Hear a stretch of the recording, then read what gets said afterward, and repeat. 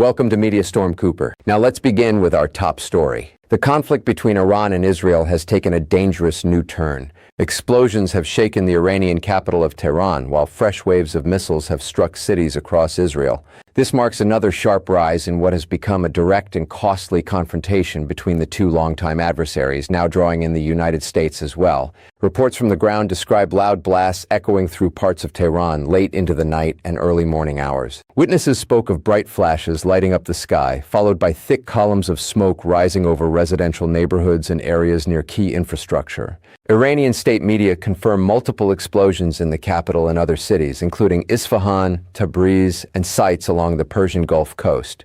Air defense systems activated in response, and brief power outages affected some districts. Officials in Tehran have pointed to Israeli and American forces as responsible for these strikes, though full details on the targets and damage remain limited in early reporting. At the same time, Israeli cities faced incoming fire. Sirens sounded across central and northern Israel as missile alerts went off in places like Tel Aviv, Haifa, Jerusalem, and Beersheba. In Haifa, a major explosion rocked the area near an important oil and industrial hub, sending heavy black smoke into the air. Emergency teams responded quickly, and authorities urged residents to stay clear of certain zones due to possible hazardous materials. In Tel Aviv and surrounding suburbs, impacts caused structural damage, with at least one confirmed civilian death and several injuries from what appeared to be cluster munitions or direct hits. Debris from intercepted projectiles also sparked fires in open areas and near industrial sites. This latest exchange fits into a broader pattern of escalation that began earlier in 2026. In late February, the United States and Israel carried out large-scale airstrikes on Iranian targets. Those operations reportedly hit military bases, missile production facilities, and leadership compounds. Among the most significant outcomes was the reported death of Iran's supreme leader, Ayatollah Ali Khamenei. His passing led to swift changes inside Iran, with his son Mojtaba Khamenei later named as successor by the Assembly of Experts. Iran responded with what it called Operation True Promise 4, launching hundreds of missiles and drones toward Israel and U.S. positions in the region. Some barrages reached Israeli territory despite advanced defense systems, causing casualties and damage. Iranian forces also targeted sites in Gulf countries hosting American assets, adding pressure across the Middle East. Hezbollah in Lebanon and Houthi groups in Yemen have played supporting roles at times, firing rockets or drones that complicated the picture further. The human cost has grown steadily. In Iran, hundreds of civilians and military personnel have died from the airstrikes, with thousands more displaced. One particularly tragic incident involved a strike near a school that claimed many young lives. In Israel, missile attacks have killed civilians and injured dozens, while emergency services have worked around the clock to manage fires and debris.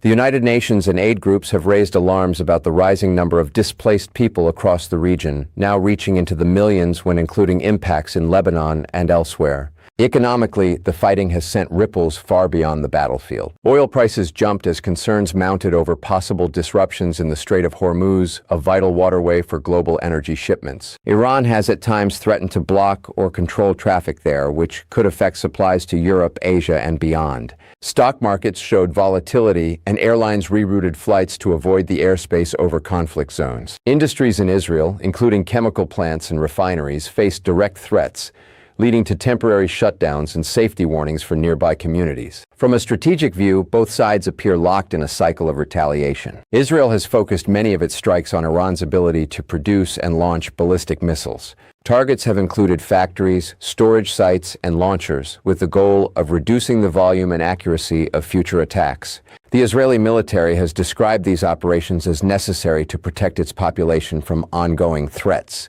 Defense Minister Israel Katz stated that strikes would continue to expand if missile fire towards civilian areas persisted. On the Iranian side, leaders have vowed to keep responding. The Revolutionary Guard Corps has claimed successful hits on Israeli military and industrial targets, as well as U.S. bases. They have also issued warnings to civilians living near certain facilities and threatened actions against American companies they accuse of supporting Israel. Some statements mentioned potential cyber or other measures, though the main focus has stayed on missile and drone exchanges.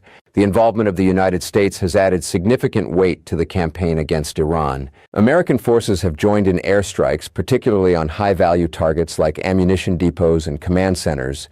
President Donald Trump has spoken publicly about the operations, at times sharing footage and warning of further action if Iran does not change course. At the same time, there have been reports of diplomatic efforts behind the scenes, including messages exchanged through third parties and discussions of possible peace terms. Iran has rejected what it called unrealistic demands in one 15-point proposal from the U.S. Analysts watching the situation point to several risks. One is the chance that the conflict spreads even wider, pulling in more actors or leading to ground operations. Another concern involves Iran's nuclear program. While strikes have targeted related sites in the past, questions remain about how much capability has been set back and whether Tehran might accelerate efforts in response. International observers, including the UN, have called for restraint to prevent a broader regional war that could affect global stability. On the ground in Israel, daily life has adjusted to the new reality.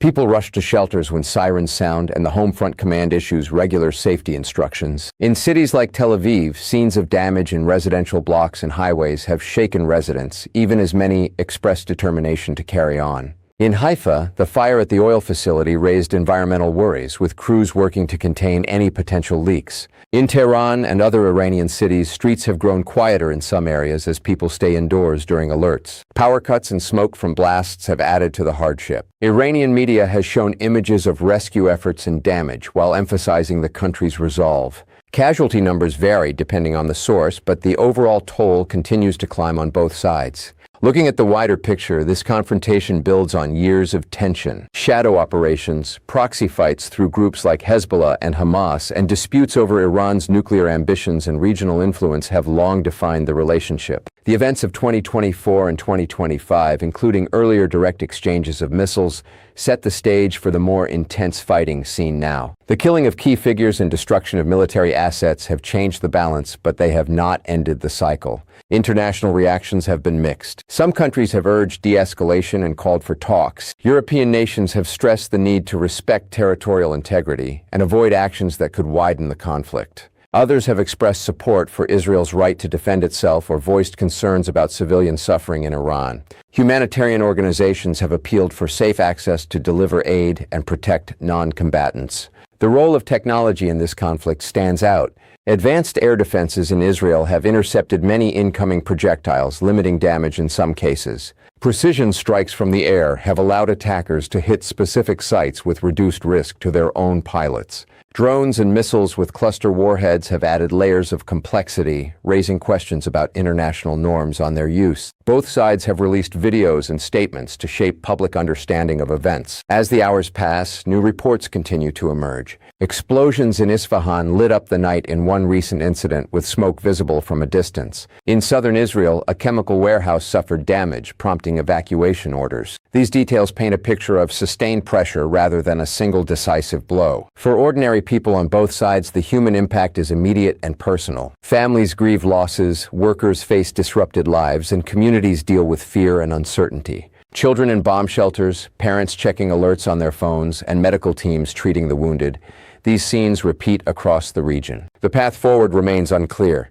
Diplomatic channels have shown some activity, but public statements from leaders suggest positions are still far apart. Israel has signaled it will press on until it feels its security is assured. Iran has promised continued resistance. The United States balances military action with occasional talk of negotiations. This moment carries echoes of past crises in the Middle East, where rapid escalations risk drawing in global powers. Yet the direct nature of the current fighting between Iran and Israel, backed by U.S. involvement, sets it apart in scale and risk.